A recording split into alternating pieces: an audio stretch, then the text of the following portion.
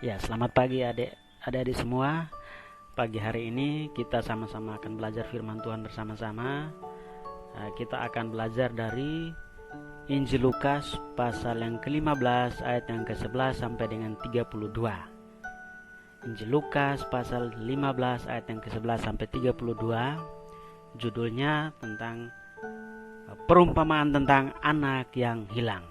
Mari kita sama-sama akan mendengarkan firman Tuhan melalui video berikut yang akan ditampilkan. Ya, kita sama-sama saksikan.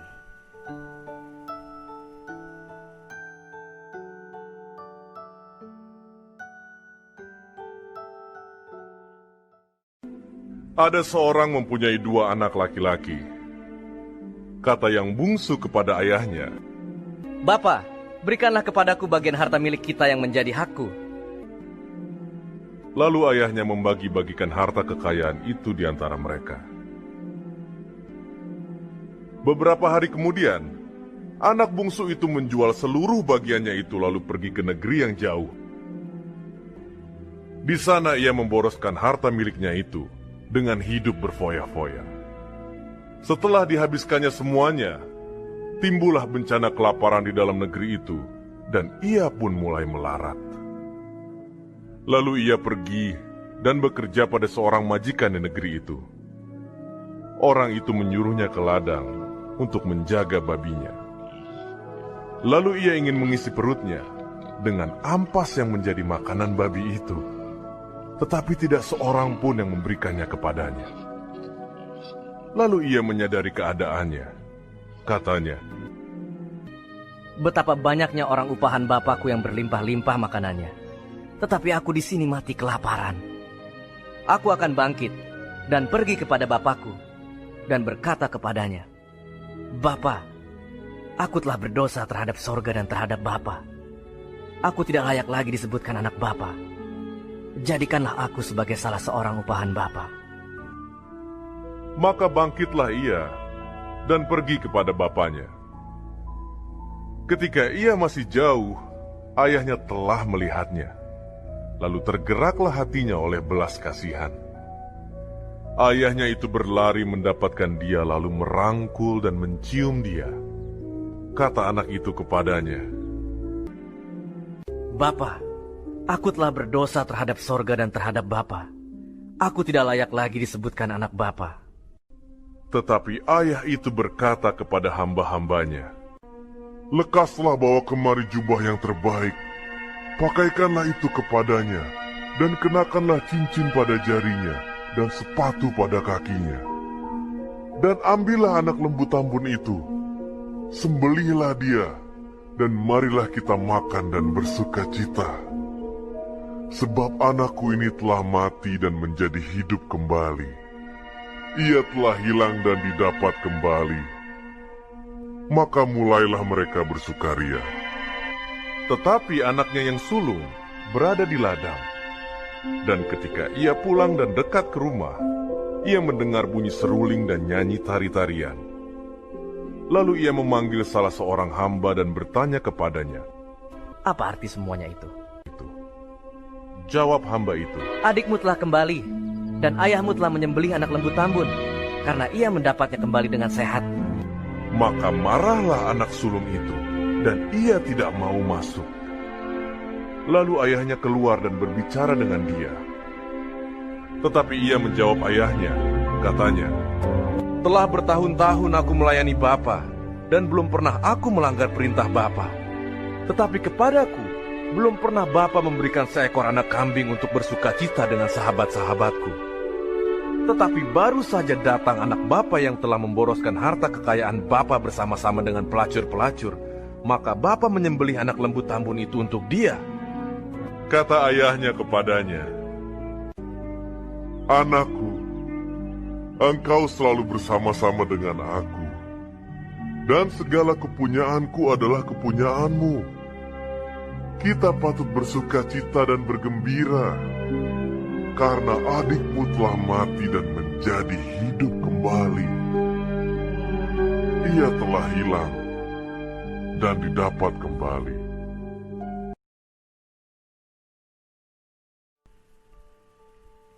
Nah, adik-adik sekalian, kita sudah mendengarkan firman Tuhan melalui video yang kita baca tadi tentang perumpamaan tentang anak yang hilang di dalam Injil Lukas pasal 15 ayat yang ke-11 sampai dengan 32. Nah, sekarang kita akan sama-sama belajar dari seorang tokoh misionaris yang bernama Dwight Lyman Moody, atau biasa disingkat dengan nama D.L. Moody, yang hidup dari tahun 1837 sampai dengan 1899, atau dari abad 18 sampai masuk kepada abad 19.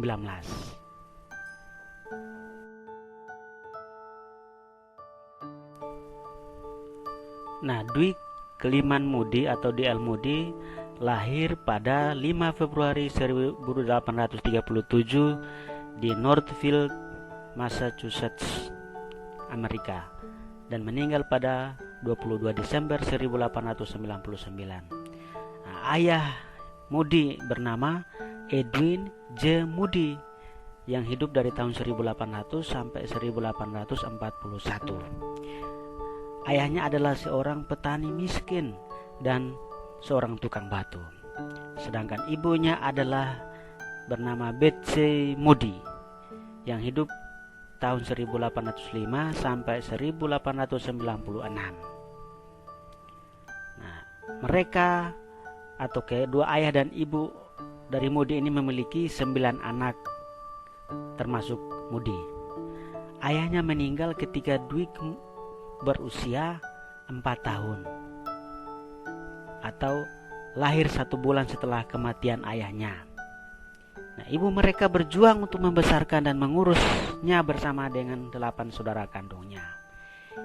Ia tidak seberuntung teman-teman lainnya yang memiliki orang tua lengkap dan harta yang melimpah. Bahkan ia hanya menyelesaikan pendidikan setingkat SD kalau zaman sekarang. Jadi kehidupan Moody adalah kehidupan yang tidak seberuntung orang yang lain, hidup sederhana, bahkan hidup hanya memiliki seorang ibu dan 8 bersaudara. Nah, coba adik-adik bisa membayangkan bagaimana hidup seperti Moody. Mungkin sangat susah dan menderita, kan?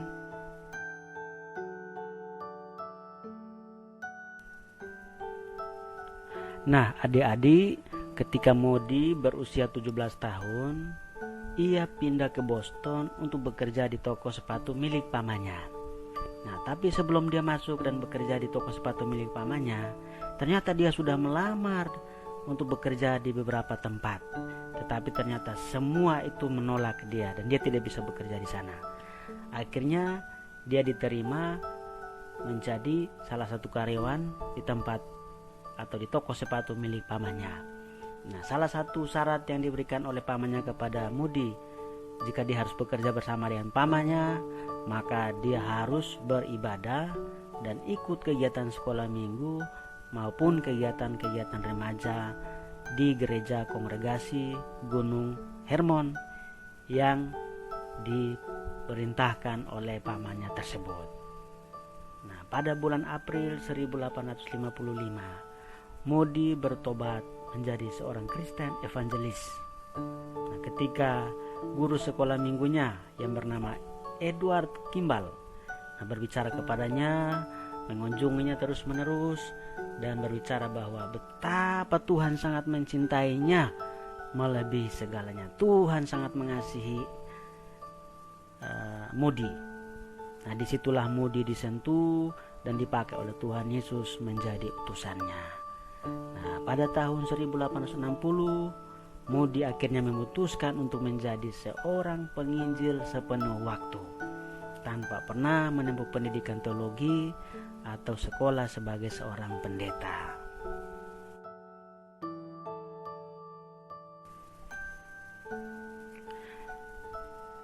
Nah, Moody ini memiliki sifat yang rendah hati. Dia hidup hemat, kerja keras, memiliki ikatan keluarga yang erat dan sangat baik. Nah, Moody selalu memiliki rasa belas kasihan kepada orang-orang miskin dan orang-orang yang susah.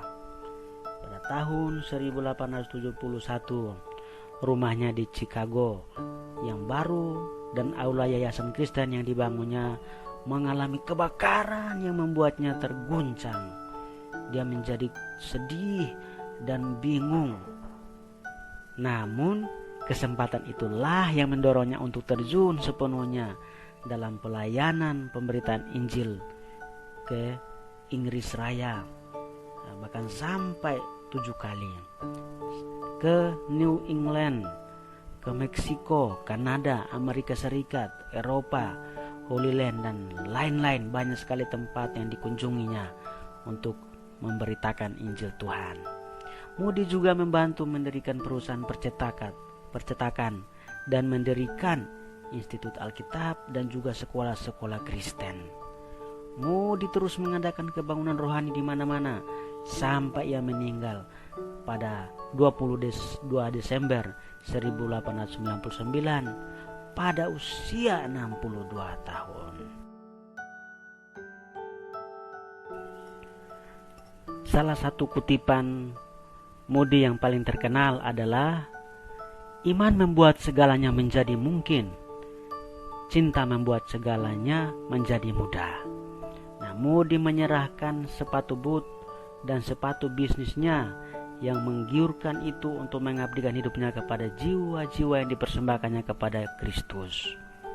Nah, hari ini kita belajar dari seorang Dwight L. Moody, yaitu seorang biasa yang tidak sekolah tinggi, mungkin hanya lulusan SD kalau zaman sekarang. Tetapi dia dipakai oleh Tuhan untuk mengajar banyak orang, mendirikan sekolah-sekolah.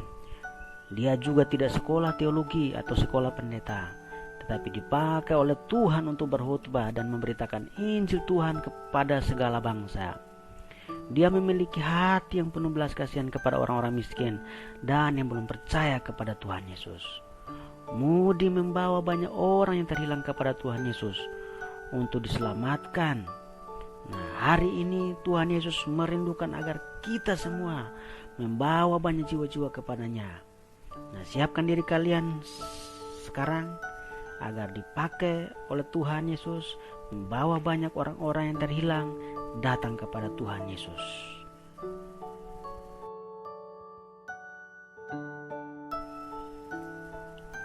Kita akan belajar ayat hafalan bersama-sama adik-adik di dalam Lukas 19 ayat yang ke-10.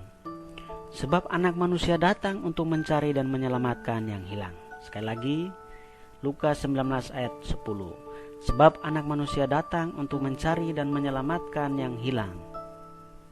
Kita sudah baca bersama-sama di dalam Lukas 15 ayat yang ke-11 sampai dengan 32 yang menceritakan tentang perumpamaan tentang anak yang hilang. Kita belajar tentang seorang anak yang terhilang dari bapaknya, yang pergi meninggalkan bapaknya jauh dan akhirnya dia mengalami penderitaan, dia mengalami kesusahan, bahkan makan sekalipun dia kesulitan. Sehingga dia mengingat bapaknya, dia kembali dan minta ampun kepada bapaknya dan dia diterima oleh bapaknya. Kita juga belajar dari seorang tokoh misionaris terkenal, seorang tokoh yang dipakai oleh Tuhan untuk pergi memberitakan firman Tuhan, membawa banyak jiwa yang terhilang untuk datang kepada Tuhan. Nah, hari-hari ini mungkin banyak orang terhilang dari Tuhan, banyak orang jauh dari Tuhan Yesus, banyak orang meninggalkan Tuhan dan melupakan Tuhan Yesus. Mereka lupa membaca firman Tuhan, mereka lupa berdoa, mereka lupa bersekutu dan lupa memuji Tuhan. Mungkin karena mereka mengalami penderitaan, mereka mengalami kondisi-kondisi yang seperti saat ini. Mereka menderita tetapi mereka malah melupakan Tuhan. Mereka semakin jauh dari Tuhan. Nah, Tuhan berfirman supaya kita datang mencari Tuhan, supaya kita datang bersekutu kepada Tuhan. Bahkan banyak sekali orang yang belum mengenal Tuhan Yesus. Mereka belum mengenal Tuhan. Mereka terhilang, mereka jauh dari Tuhan.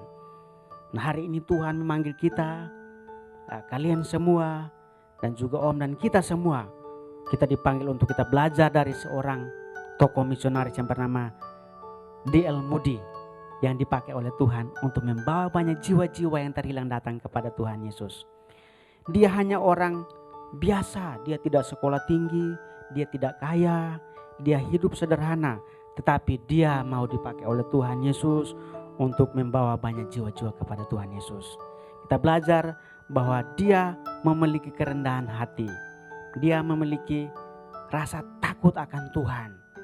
Dan dia selalu bersyukur, dia selalu memberikan hidupnya untuk dipakai oleh Tuhan menjadi alat Tuhan. Hari ini Om berdoa supaya firman yang kita dengar hari ini mengingatkan kita akan seorang anak yang terhilang, anak bungsu yang terhilang yang jauh dari Tuhan. Lalu dia mengingat Tuhannya dan dia kembali. Dia mengingat bapaknya dan dia kembali. Demikian juga kita harus selalu mengingat Tuhan Yesus, selalu kembali kepadanya, meminta pengampunan dan mau memberikan hidup kita untuk dipakai oleh Tuhan Yesus untuk menjadi berkat bagi banyak orang. Nah, kiranya Tuhan memberkati kita semua dan kita mau membaca ayat hafalan, menghafal ayat hafalan kita pada hari ini bersama-sama di dalam Lukas yang ke-19 ayat yang ke-10. Ayo sama-sama kita akan menghafal Lukas yang 19, Lukas pasal 19 ayat yang ke-10 dikatakan, sebab anak manusia datang untuk mencari dan menyelamatkan yang hilang. Sekali lagi, sebab anak manusia datang untuk mencari dan menyelamatkan yang hilang. Ya, shalom adik-adik semua yang ada di rumah. Kita bersyukur hari ini kita semua sudah mendengarkan firman Tuhan dari setiap kakak-kakak guru sekolah minggu hari ini. Nah, Om berdoa supaya setiap firman yang kita dengar hari ini, kita pegang teguh firman Tuhan itu, kita yakini dan firman itu yang menjadi kekuatan dalam kehidupan kita. Firman itu yang menjadi penopang dalam kehidupan kita, menjadi terang dalam hidup kita dan membuat kita semakin kuat dan terus bertumbuh, berbuah dan menjadi berkat bagi banyak orang. Nah, kita akan berdoa, kita minta Roh Kudus memberkati kita sehingga firman Tuhan itu terus berakar dan bertumbuh dalam hidup kita. Kita berdoa bersama-sama. Terima kasih Tuhan Yesus, pada pagi hari ini kami bersyukur ya Tuhan, kami sudah mendengarkan firman Tuhan yang sudah disampaikan oleh setiap kakak-kakak guru sekolah minggu. Kami berdoa Tuhan, kiranya firman-Mu yang kami dengar hari ini Engkau meteraikan di dalam setiap hati kami, sehingga walaupun kami masih kecil, tapi kami memiliki benih firman Tuhan itu di dalam hati kami. Dan firman itulah yang membuat kami terus dewasa dan menjadi orang-orang yang hebat di dalam Tuhan. Berkati setiap kakak-kakak guru sekolah minggu yang sudah menyampaikan firman Tuhan hari ini. Kiranya anugerah Tuhan senantiasa menyertai mereka. Kami mengucap syukur ya Tuhan, di dalam nama Tuhan Yesus, firman yang hidup kami berdoa. Mari kita akan menerima berkat Tuhan. Tuhan memberkati engkau dan melindungi engkau. Tuhan menyinari engkau dengan wajahnya dan memberi engkau kasih karunia. Tuhan menghadapkan wajahnya kepadamu dan memberi engkau damai sejahtera. Kiranya kasih karunia dan damai sejahtera daripada Allah Bapa, di dalam Tuhan Yesus Kristus dan persekutuan pimpinan Roh yang Kudus menyertai kita senantiasa dari sekarang sampai selama-lamanya. Di dalam nama Tuhan Yesus Kristus. Bapa, terima kasih. Bapa, terima kasih.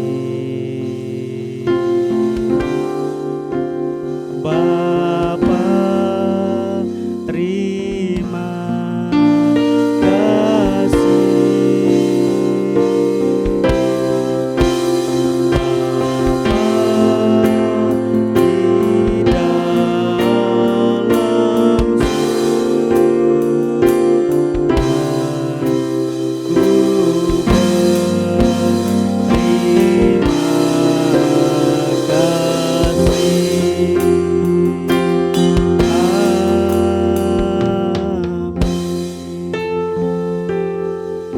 Selamat hari Minggu, Tuhan Yesus memberkati kita sekalian. Sampai ketemu minggu depan.